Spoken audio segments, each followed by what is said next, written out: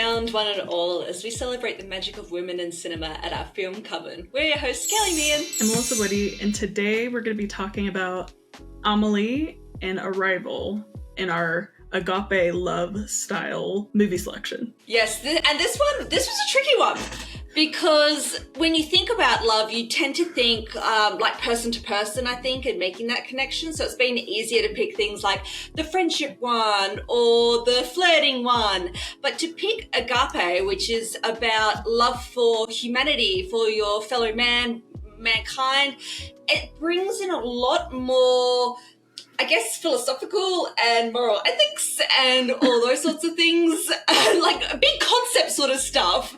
And I guess if you have any religious values, or for me, I think like universe values, like that's what I tend to be like. So I've chosen Amélie straight off the bat because I love that it celebrates the magic of the everyday and making the world the way that you want to see it, putting a little bit of magic and goodness into the world in your own small ways. So I hope that's the way the world works. It's the way I like to see it operate. So it's my worldview. I brought Arrival, but this movie came to mind because I felt like it has a good balance of like personal, maternal style love, but then also this love of humanity because of the incident in the movie of like, how can we save the world with the conflict at hand type of thing. So this kind of sci-fi stuff came to mind a little bit, just in general, like hearing this, because like, I don't know, that I feel like that's usually the style of movies where it's like, we have to like save all mankind, you know, that type of thing. So again, I've loved throughout this little mini series how well some of the things pair up. So you've picked like this big macro scale, like save the world, and I picked the most micro scale of like this one little French town and how all these people interact with each other. And it is a really nice way of comparing and contrasting different ways you can show love to your fellow human being. This is one of those ones I feel like you hear about it before you've even seen it because it's beloved. It is so beloved. Mel, list me off some awards here because I'm pretty sure it's won some of the international ones there, and just being well known as one of the better internationally received movies. I've yet to come across someone who doesn't like this movie, you know, because I need you to tell me, what is it that they're doing filming wise that makes it so personal and magical? Like, is there some tint on the camera, or like what are they doing technically that makes it feel so warm, cozy, and magical? This movie definitely, I feel like in the early 2000s too, like color grading was like just way more in style when it came to like film, because I even think of things like Saw and like and Peter Pan in like Jason versus Freddy. Like, I feel like there's a lot of color grading kind of stuff going on during this time period, but Amélie is so special because it uses this like yellow tint on like the entire film, and I feel like that really helps it like convey this like very warm and cozy kind of feel, almost like a candlelight or like by a fire type of thing. So like I feel like that's what very much is like evoking with the color grading with this movie. And then it also like has very like specific colors too. I feel like it has like a lot of reds, a lot of greens, and then like it has moments of like other colors too. So I feel like the color situation just in general with this movie, I think definitely helps convey like this whimsical feel, and yeah, very warm and cozy, like a hug. Oh, so true. And then I think it's got those like fast-paced close-ups and like a lot of zooms and a lot of ins and outs. And I just twigged then, like it gives me very Wes Anderson, like quirky sort of aesthetics. So when this is my third time watching it. And every time it's like, I know I like it and I remember it, but there's things, it makes it feel like a first time watch every time. And I wonder if that's what you're saying, like with the coziness, it's always like, oh yeah, it's this. Because I remember the Zorro, and I remember that he works in a sex shop. And that's all I usually ever remember. So when it started and it's like, oh yeah, there's Amélie's mum. And I'm like, the mum's in this? And then not wrong. It's very tragic. It's brutal. And I guess that's the thing that adds to the whimsy, the quirkiness, is like it's just presented very matter-of-factly and then you move on to like the next thing. They don't dwell in sadness. And what I like about these types of characters, it gives me very Matilda, gives me very Kiki from Kiki's Delivery Service. Gives me very Toru Honda from Fruits Basket. What I love about the character of Amélie is that she is observant and she is making those small little changes for positivity that affect someone. Now, there's some things she does in this movie I'm like, holy shit, because her sense of personal justice is intense. Is intense. You do not want to get on this girl's bad side because she unleashes this retribution on like, again, the small scale. She's just doing these small things, but they make a really profound and large impact. And the way that she makes these people feel connected to the bigger world is really something special. I think, kind of just going back a moment on the filmmaking of it, like, because this is definitely her perspective and her story, I think this is definitely how she sees the world. You know, I think she has this very positive outlook on life, very much like wants to be present in the moment and appreciate the small things in life, you know, the small pleasures in life. She has a unique perspective. Like, a lot of people don't share that. Like, they kind of just go through life not really, you know, living in the moment or appreciating those details that you see in everyday life. I really love how this movie just does, it feels like it doesn't ever stop, kind of like you were talking about with like the zooms and stuff. Like, I feel like there's a really great like rhythm with this movie, and I think that has very much to do with the character of Amélie, because I think, again, that's how she perceives the world and sees it. But yeah, no, I think she's somebody who has a very tragic, very sheltered, like very tragic upbringing, but it's very central, I think, to her character, where I think that shows a lot that, like, even through sadness, grief, hardship, like, she has this very positive outlook on life that's like very like inspiring. But yeah, she's very like introverted and quirky. I think she finds a lot of happiness through others as the movie goes on. I think she finally does find that within herself too, but like, I think she finds that joy giving joy to other people. Like, she's very empathetic. And so I think with this love style of kind of being selfless and unconditional, I think she just has this like really intense curiosity of people in like a very like beautiful, loving kind of way. So she's definitely, I think, a really good character for this love style for that reason. Well, when you've got that upbringing where you're living in your imagination, when you've had no contact with other people, I think you couldn't make something like this today because we're so connected through digital technology to everyone else, and everyone is so absorbed in their own lives. And that's what I like when I see Amélie, and that's what I meant about she's observant, is that she's actually trying to be present in the world and look at what other people are doing, and again, invite them in and want them to be part of the world. So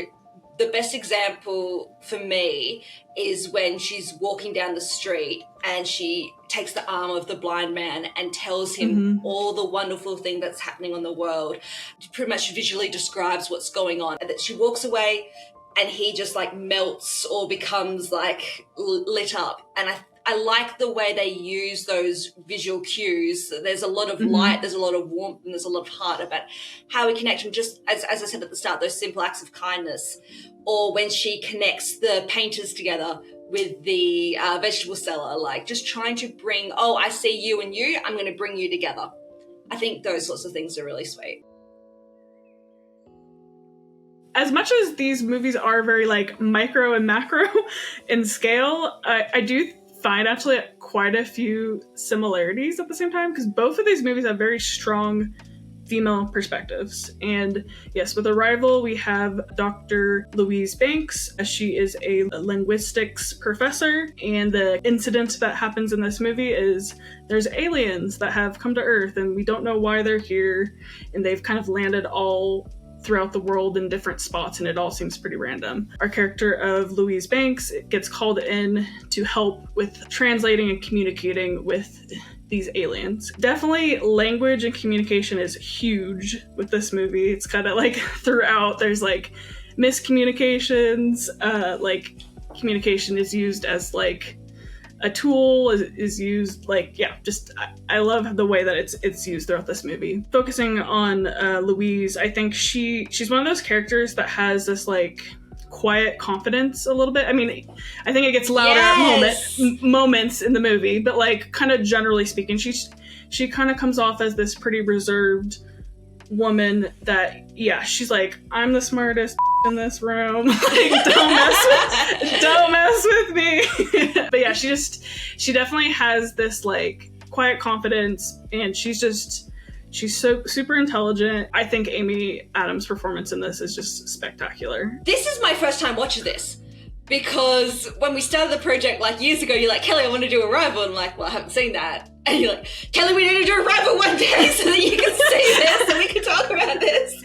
So I was very glad. And I think this is 100% the right call to have made it at this time for this thing, because it's so much about, again, presenting humanity first and foremost is her strength and her power. I love that you say about quiet confidence, because she's so firm in her opinions and her perspective, and you can see that contrasted with the way Forrest Whitaker and the military people are. You can see that in the way that Jeremy Renner, as from the science background, you see how her language, how her base in humanities.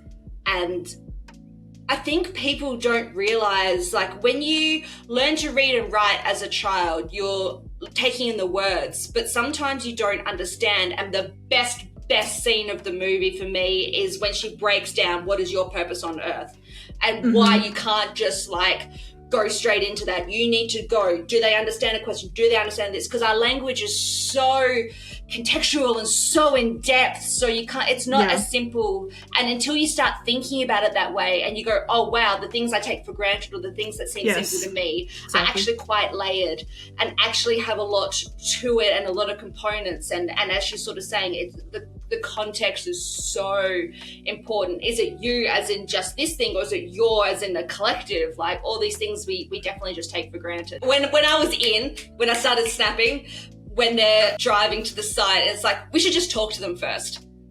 It's like, oh my God, everyone's like planning all these big things. It's just like, how about we just like talk? How about we just use language? How about we just try and communicate?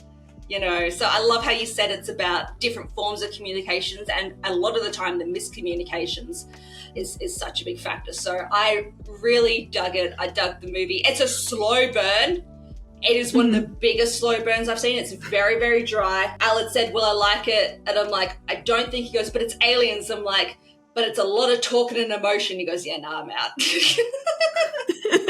Whereas for me, like, I was gripped by it. And especially when I think it's about an hour 10-ish mark when she goes and speaks to the heptapods in their area. That's when I'm like, whoa, like, let's do it. But Mel, talking on a technical scale again, that sound, come on, that's going to be like the most memorable part. This is one of those movies I am pissed I did not see in theaters, because like, it's just, Denis Villeneuve, like, he is one of the best, you know, filmmakers today, especially from that technical standpoint of like the visuals. And yeah, this movie definitely on the audio stuff that's going on for sure, because I feel like with the Alien like sound design, it gives me very like whales, but like not, but like it reminds me of like whale noises in a way. May I insert here? Yes, please.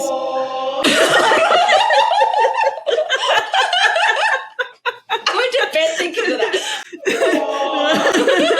Do I speak whale? So you got the whale thing too? I didn't pick up whale, but I do now. Yeah, because it definitely it reminds me of that.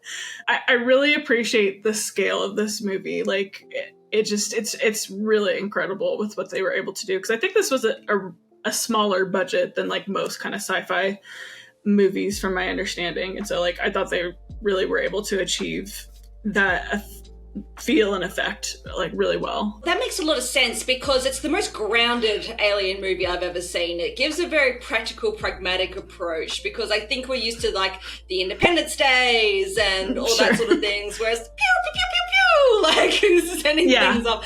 Whereas this is like, again, so much talking and so much just trying. Yeah, you don't get any sort of explosions and stuff right till the end. I thought really, really gripping, and such a different, unique approach. I was thinking like it does give me Alien in a sense, where Sigourney Weaver was badass, let's go, let's, you know, mess it up. Like Amy Adams is going, hey, no, chill, like let's talk it out first, and I really appreciated that point of view. It's so smart in using this overarching theme of aliens about other species coming to our planet and how disconnected we are as a globe, and trying to, okay, there was at times at the end, I'll just get it out the way now, I was like, I gave them miscongeniality and world peace. And world peace.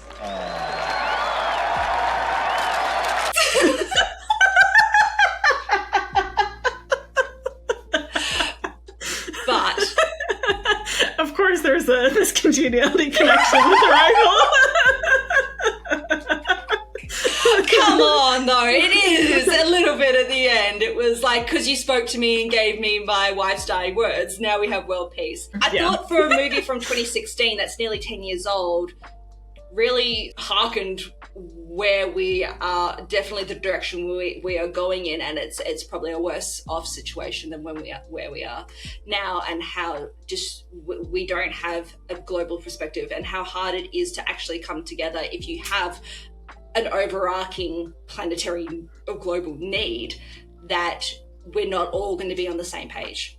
And so I did like what the film was saying with that point of view. I completely agree in regards to like on like current society, and how disconnected we all are, you know, with the internet, and like, you know, we're kind of all in our own little echo chambers most of the time these days, and not really like being together and having that like global perspective. I appreciate that Louise Banks' perspective is very much coming from a place of like curiosity with the aliens, versus I think a lot of the leadership and people around her are coming from a place of fear. And so it's just interesting from like the decision making perspective, that like a lot of decisions are being made out of fear. So it's maybe a little not believable at the end about like the world peace part, because that's definitely the vibe it gets. But I like how both of these movies have a very like, I think ultimate like positive outlook on the world by like its conclusion. So when I was watching Amélie, and I'm looking for examples to be able to use, the first one that sort of really kickstarts all this, and it says so in the movie, because again, that Wes Anderson feeling of this is blah blah blah, they like this, they don't like this. That cracks me up, and it's just, it really immerses you in what the world is and what the writer and director are trying to say to you. And again, as what you're saying, it's so from Amelie's perspective, but it's also giving you a lot of how all these like little side characters all come together to make the one bigger picture. But it talks about how the day that changes Amelie's life is when Princess Diana passes away. And I love that it's so firmly rooted in like that time period and that news event. Like, it makes me feel really connected to it. That sometimes when you watch this movie, it feels like a first time watch. That was definitely an element that I like forgot as well. Yeah. And so, you know, because this movie came out in 2001, this reality is set in 1997, and like I forgot about that, I guess. Like, I don't know. And it's technically a period piece. Yeah. And like, I don't know about you, but like, Princess Diana's death was such a huge, like, pop first culture big touchstone I remember in my life of being part of the world where something had changed dramatically. Yeah, I remember seeing her on all the magazines and newspapers, and like seeing it on the news, and then having my Princess Di Beanie Baby. the purple one with the rose. Do you know what I'm talking about? I don't know what you're talking about. My grandma was obsessed with Princess Diana too. Yeah. So like this, it definitely brings you back to a time if you were alive. Oh, for sure. Amélie hears hears the news, drops an earring, bends down in her apartment and finds this keepsake box, time capsule, treasure chest, different synonyms for that, whatever you want to call it, little tin of goodies. Also just brave to put her hand in there. Absolutely not. I'd be terrified because I don't like rodents, and I would think there'd be like a rodent there or something. You would need to get like a stick or something like. Yeah, she just goes in there. And I love that. Pulls out this tin with all these like cute little goodies. I mean, I've still got a tin like that that's been carted with me from house to house of like childhood treasured memories. And she is now on the hunt to return it to someone. Because again, this is where the Matilda comes into it for me as well. When you've lived in your imagination and you've had that form of escapism and you're wondering what's happening in the world, this is an adventure to her. So it doesn't start from an altruistic place at the beginning. It's definitely then progresses as she gets the good feeling of it. And I know you're not a Friends fan, but also, okay. I mean, I've only seen it the one time when it was live on TV. No, but this is a deeper reference. There's an episode where Joey dares Phoebe to like do a good deed that's not selfless. That's a selfless good deed, and challenges the fact that there's no such thing because you're always going to be getting some little bit of good feeling and reward out of it. And that's a little bit what I sort of started feeling throughout the movie. But I don't think, and I don't mean that in a negative way, but it's just a fact. Like when you do things for other people, you yourself feel good, and that's kind of like your overarching ethos of the movie. So she at first starts on this as like some sort of adventure, but then feels so good about the outcome, which is when she tracks down this man, returns the box. I love her, again, her way of going about this whole movie is hilarious. The way she weaponizes a public phone box. Oh my goodness. Multiple times. Leaves it in a box. This man walks past and finds these little keepsakes and says this really poignant speech about what it means to have your whole childhood in a box and not understand that the times have gone by, and that he doesn't speak to his daughter who has a son who would be about at this age, and that he's going to reconnect with her, and just so happens to tell her this story. And then that starts her big journey about making the change, because she felt so good about, again, random acts of kindness, just trying to bring people into the world, and just doing the small gesture has made this huge impact that you don't know is possible. It's just about bringing a bit of brightness and joy and consideration for others into your day. And I will say, I'm going on that about a lot, about being do-goodery and all that. You do have to, it's a bit like putting on your mask at the airplane. Like, you've got to be okay in yourself first before you can help others. I'm not saying everyone should be doing that. There are definitely times it's like, I've got to be looking out for myself. But if you have the means, if you're settled and you can, be present in the world and see what small changes and help others and reach out and all those sorts of things. That's sort of my viewpoint on it all. I think the whole moment's really sweet. Like you were saying, I very much agree and echo a lot of what you had said. Just sometimes small little moments can really make a big impact. And like, it was really sad hearing, that he isn't talking with his children, and that like this incident has like inspired him to reach out. And it's just very sweet. We see then that she sets out, she feels so good that she starts to do these little things for other people. So in the cafe she works, she sets up one of the staff with one of the customers. She sends the gnome, because her dad is still grieving after all the years of losing his wife, and has built this beautiful little shrine to her. And this gnome she sends out all over the world to show him, be part of the world again, go travel, go explore. Unfortunately, like, you've got to move on from what's in the past and live your life and push forward. And it's a really hard truth to accept, but it is part of being alive, to be alive again. And she strikes up this friendship with a gentleman who has glass-like bones in the apartment across the way. And that's one of my favorite underlying through threads throughout the movie, is their friendship together, because he makes her be introspective as much as what she's doing for everyone else. He a little bit serves it to her straight throughout the movie, and I really like their dynamic. in Arrival. Initially, when they go and visit the aliens, they're wearing like these giant suits, and they're taking a lot of precautions because they're not sure if there's diseases or making sure they can breathe, all those type of things. Just again, the unknown of it all, kind of making sure that they have things in place. And as they're trying to start that communication between the aliens, Louise writes on her board human, and they're making the sounds, and then she makes the executive decision of, like, they need to fully see me, I need to get closer to them, like I need to touch them, or like get closer to them. So she takes off her suit, and she puts her hand on the screen. Also, really cool visuals too. Just like this such a way to do it that's not invasive and not showing you the whole aliens and stuff, but just there enough with the smog and stuff. I thought that was so well done. And then she gets closer, and like everything's fine. She makes that sacrifice for herself and for everyone of like, I'm just gonna do it. It's again the unknown. That could have really backfired, but it ended up working to her advantage, because that is the first moment that we get the symbols that they communicate with, which really cool as well. Another cool visual. It's like very much like a ink block. Yeah. Yes, that's like the vibe it gives me.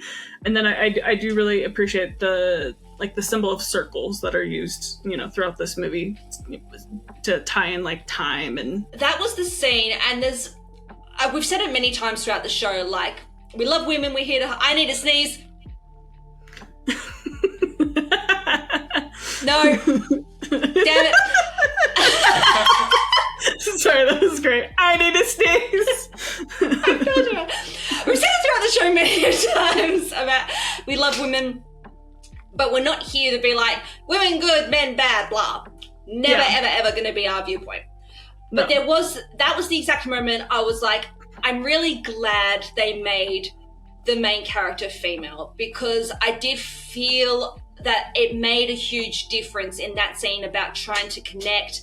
I feel the maternal instinct come through. I felt the humanity really come through. And it was just, I think it was more effective with the fact that it was a female. And throughout this movie, there's never not once any talk about her gender. There's never not once any talk about it down. Mm-hmm. And that was, again, I felt the Ripley vibe throughout as well. Like, it's just, this is the best person for the job. So absolute props for that. But I was just, in that particular scene, I was like, I'm really glad it was a woman to do that. It just felt a lot more evocative. It's hard. From watching a lot of West Wing, like, you need a lot of different perspectives in the control. You weren't expecting that. I'm so sorry. I've never seen it. You gotta go where my brain's going. No, you're good. Keep going. You gotta have a lot of different people in the command room giving their different perspectives. So even if you see that it's the wrong choice as us as movie watchers, at the end of the day, the military perspective there is to try and protect people. Whereas Jeremy Renner's perspective is looking from it from the scientific point of view. And again, Amy Adams' character is looking, because language isn't just the words we speak, it's how we connect with one another. So she's looking outside of the danger and outside the unknown and trying to force through and push through and push that connection. So I thought that scene was super well done. Really enjoyed it. Props to Louise for making it happen. Yeah, I will say something about this movie. I also like it, just to kind of echo that, is I think there is these different perspectives, and I think all of them are valid. And I think because it's all coming from a place of like, we want to save humanity type of thing. But as our lead, I feel like it's kind of reinforced that like she's right. And she says so as much with when she talks to Forrest Whitaker and she says about the story about the kangaroo. Mel, I'm sitting there. You know, I clutched my pearls. I was like, that is not correct. I was gagged. I was like, no. And then she as much goes, well, it's a myth, but it proves my point. I'm like, girl, do the thing. Like, yeah, like she, at that particular scene and moment, she was like weaponizing communication. And like, yes, because I think that's a perfect example of if you say something with enough conviction, So people true. will believe it. And I think that very much echoes what we kind of see today in a lot of different things, where it's like, oh, if they're saying it with like enough conviction and like whatever, they must be right. But no, you should probably fact check all things that people say. I really like when Jeremy Renner does these everyman type of roles. It's always the best part of whenever he's Hawkeye. It's just him and his family. Like, he just does like really good at-home dad sort of stuff. And throughout this movie, I really like their relationship and the balance. I think it's done super duper well. It never feels sappy. It never feels cliche. It feels balanced. It feels supportive. I love when he says to her, it's like, you approach language like a mathematician.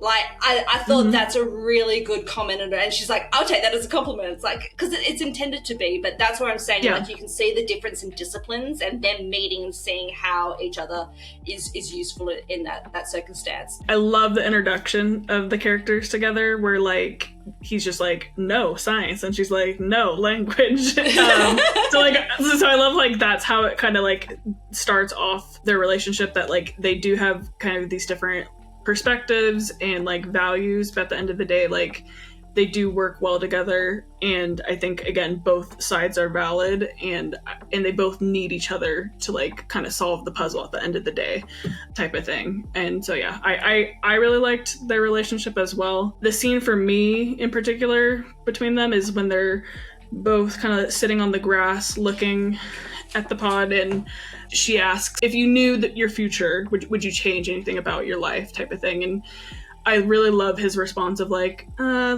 don't know, like I think I'd want to share my emotions more. It was something to that effect. And I really appreciate that. You know, as the movie goes on, I think Louise really takes that moment in of like, I really want to be present as much as possible and kind of express my emotions moving forward. But I think that was like a very like integral scene for their relationship. The only cheesy part, and I'm ashamed to admit, and I clapped, but I loved it, at the end when he goes, I spent my whole life looking up at the stars, but it turns out I was looking for you, or something like, or like I've been looking up the whole time, but it's nothing compared to you. I was like, he nailed the pickup line. Like, it was perfect. It was so well done. I was like, props to you, guy. Like, no woman is gonna like be compared to the stars and told they're better than that, and like not fall in love.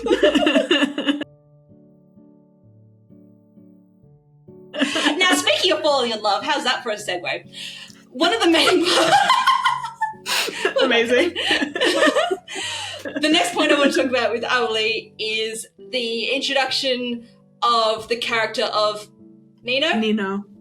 Yes. Beautiful. Nino's Tell me a about character. Nino. Well, that's the thing. We don't talk about Nino. No. I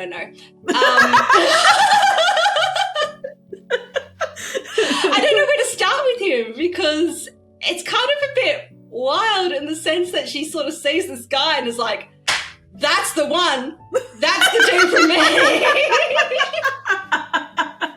Yeah, just this guy picking up pieces of pictures on the ground, and she's like, yeah.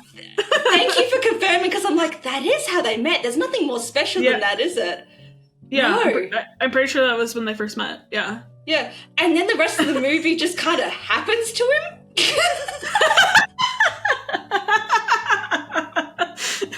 And he's just along for the ride, and I'm like, that's great. It gives very like she's the predator, like she's the Terminator, like she's found this guy and she's gonna hunt him down. This is the exact analogy I made when I started dating Alan, so don't worry. He's the one. He's the one, and I said it. I'm like, I knew. Like I'm like, I knew, and Alan goes, yeah, you knew. So she knew. I love the Terminator reference. I know. Not expecting that.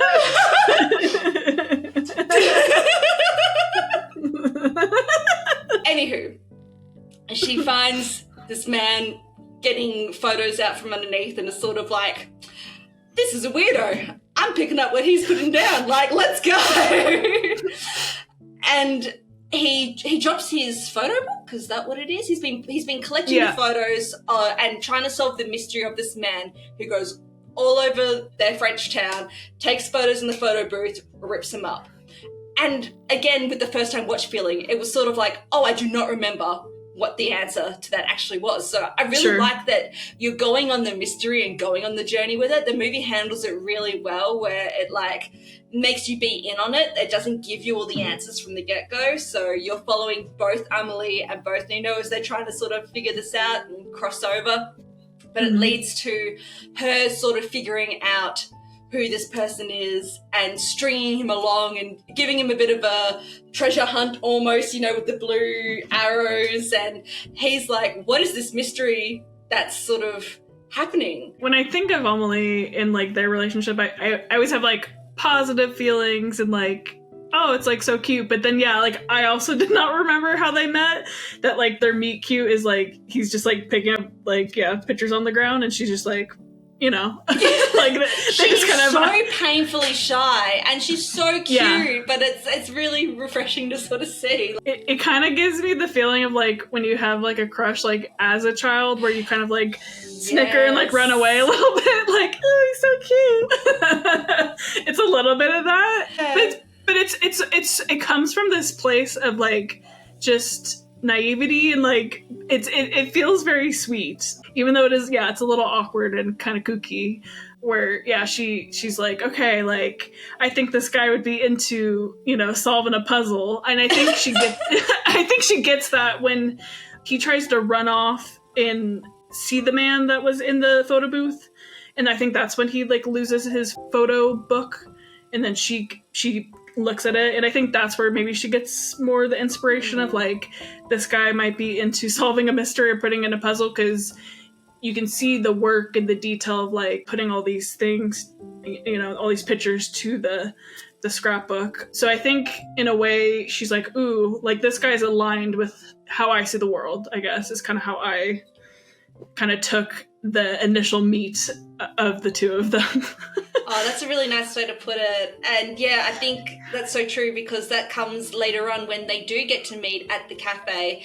And throughout the movie, you've seen her like thought process, like you get her little cutaways about how she is thinking and feeling, like her little... Again, we had it with Rye Lane, and I don't know what term I'm trying to use, like those little asides and things where like you're actually getting to see her in the TV and in the movie and what she's sort of imagining. What would you sort of call that? It's kind of surreal, and I feel like it's like, I can't think of like, I'm sure there maybe is like a term for this. It's not coming to me, but yeah, I think just because she has this very imaginative mind, and like, I think she romanticizes things a lot. And so I think she puts herself into like just different things that she sees in the world. And and I love, because I want to say it's either this initial scene or it's one of these, again, I'm a little disoriented of like when it happens, but like I know it shows like the heart, like kind of x-ray through her shirt.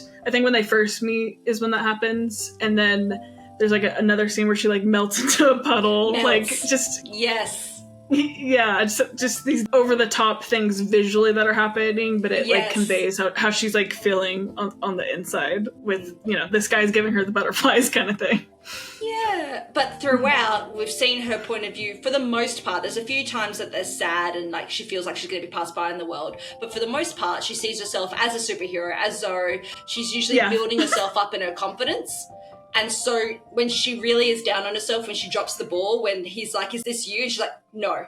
Like, and I think that's really, I'm really glad that they have that moment and the moment where the two painters aren't vibing together, like have a bit of a tense argument, because it's not all sunshine and rainbows. Like, not everything's going to end up well. Like, you can put things out there, but it's like, it's not to the point of unrealistic where everything's happy. Like, there's still like a little bit of ebb and flow throughout the movie. So when she drops the ball meeting him, you know, it's nice to see that she's done all these wonderful things. But as the painter says to her when he's using the analogy of the girl in the glass and his Renoir paintings every year for 20 years? Jeez. Yeah. And they're like Anywho. gorgeous. They're beautiful. But he doesn't know Yeah. how to do this girl with the glass. And so he's using that as a way to sort of speak to her, and says that, you know, she's cowardly. So yes, she might be doing these amazing things, but she's not facing forward about what she wants to say and what she wants out of life and how to go about it. So I like that as much as Amelie's affecting everyone around her, she still gets the lessons herself about how to approach life and how she can be part of her own life as well. So a huge thing in Arrival is we get this twist where, and we haven't even talked about it yet, but at the beginning of the film, it's a pretty quick kind of montage of birth to death of her daughter. And it's really moving, and I think that really does kind of grasp you into that character of like where she's coming from. So we, as an audience, we have that information. So her going through that whole journey with the aliens, we think like that's a part of maybe her motivation, or like that's in her mind or what have you. But huge plot twist that all the stuff with her daughter actually comes after the alien interaction, which I don't know about you, Kelly, but the first time I watched that, I did not see that coming at all. And it really did work for me to have that like non-linear time kind of structure to this movie. And it really gives that impact of, you know, she's making that ultimate like sacrifice of for the greater good of humanity, of like the stuff that she does with the aliens, but then also like the sacrifice of like she still wants to move forward with having a family with Ian and like having her daughter Hannah, even though it's gonna have a lot of pain and suffering through that process. And it's like, it's pretty intense. I cry every time at this ending. So I knew there was some sort of time travel element, but I didn't know how it was executed. So I definitely didn't pick up from the first half of the movie. Like when they were showing like the mummy and daddy speak to animals, like I didn't pick up it from that. It wasn't until they sort of, because they were breadcrumbing it. But then, like, Sure. 3/4 of the way of the movie, they're, like, throwing large chunks of bread out. It's like, hey, people, pick up on this. Like, so when they showed you, like, the mum and the dad with the bird, I'm like, oh, And then when they did the thing about it being a zero-sum game, is she's knowing these critical points because she's learnt it from somewhere else, and it does make you think that it's in the past, but it's not. It's from the future, and she's being able to access this, and that's what I really liked, the way they framed it as like that's the weapon, that's the tool to use, is to bring it all together. And yeah, as much as I giggle a little bit about the ending with the Chinese general, but it's pretty smart of the way of how she executes it all. And again, I love Ian just having her back and protecting her, and her making the phone call and doing all that. But the mum stuff, like, yeah, that's so tricky. And again, that's what's so smart about the film, grounding it all and bringing in that humanity and that perspective. And it does make you ask those bigger questions, like, would you go through that pain for it? And at the end of the day, yes, because that's what it is to be human, and that's what it is to be alive. And yeah, just I enjoy using aliens as that plot point to then push all those other really big questions about humanity and what it is to be human, and make you be a bit more introspective. So yeah, I thought it was definitely handled, and I enjoy it. As you sort of said, like the circles and the way that all played a part of it, and how they were saying it's non-linear. I loved that scene of her going into the pod with them and speaking with the heptapod and taking all that in. I thought that was great. And as well, when the C4 is about to explode and it hits the wall so they fall backwards and out, I'm like, this is great, because it's not showing the heptapods as big, scary, I'm here to take things over aliens. It's like they're doing small communicative gestures as well to work with us. So I really liked the way it was all handled. I love that their language is just something we like. Yes, they got to a place where they could like translate what they were saying, but I love that their language, like, we can't even really quantify it, I feel like, in our heads, because their language like is tied with time and all this like interesting stuff of like just can't quite even fathom what that even really means, because they basically know the future, that like in 3,000 years we're gonna need your help. Which that's the only thing I was sitting there going like, really Really? Does. But so it's just, I don't know, like I thought that was cool though, that like it's just kind of like unfathomable of like how their language truly works. I love the way that this movie wraps up, and yeah, I think at the end of the day, even though it's an alien movie per se, it's very much grounded in the humans here, what it means to be human, and all those big questions, and yeah, it's very emotional. To wrap up Amélie, she's laid this little treasure hunt for Nino. She solved the mystery and laid it out for him that it is the photo booth operator who's coming in, taking his photo, ripping it up. They have a really adorable scene at her apartment because he's been working with the ladies at the cafe, and when they just like point to the face and everything, I think that is just so sweet. And that's another thing I really like about the film, is like it uses love and sex and expression in a real positive way, very life affirming what it means to be alive and feel present and be connected with one another. So it's never used in like a shameful or crass way. Like it's really, it's sweet and it's tender.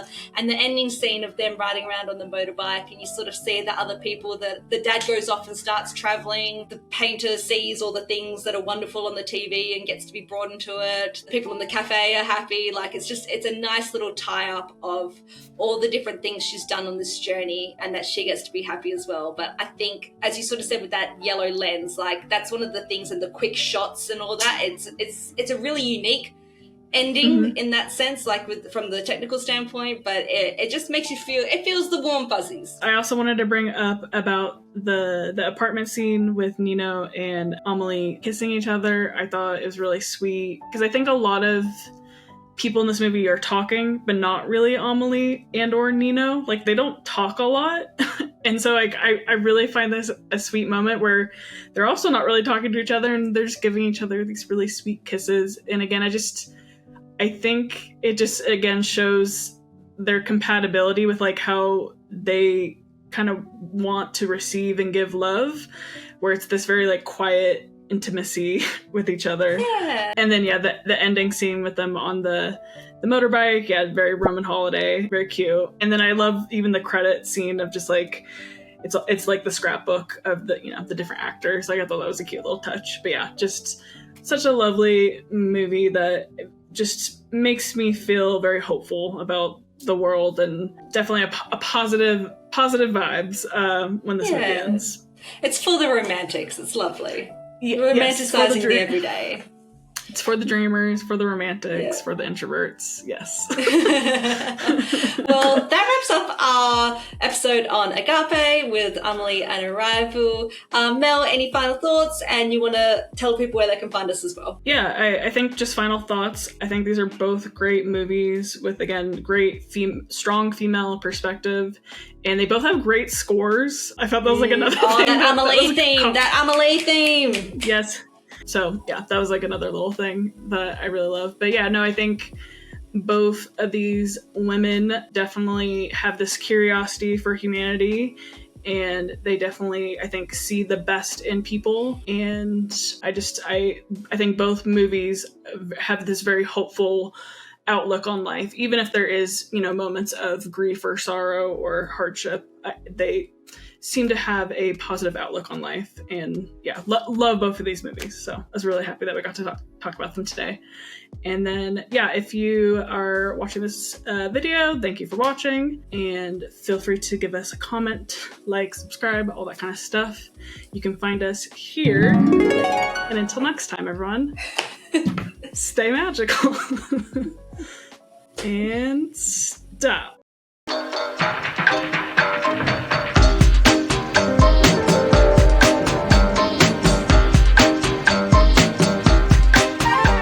And world peace.